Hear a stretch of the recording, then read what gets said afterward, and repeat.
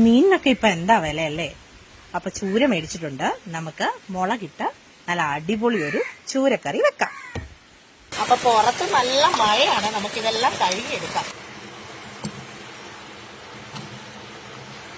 ആവശ്യത്തിന് പുളി എടുത്തിട്ടുണ്ട്, മല്ലിപ്പൊടി, മുളക് പൊടി, മഞ്ഞപ്പൊടി ഇതെല്ലാം ഇട്ടിട്ടുണ്ട്. ഇതിങ്ങനെ കുറച്ച് വെള്ളത്തിൽ കുതിർത്ത് വെച്ചു. അപ്പോഴേക്കും ചട്ടി പറയാൻ തുടങ്ങി.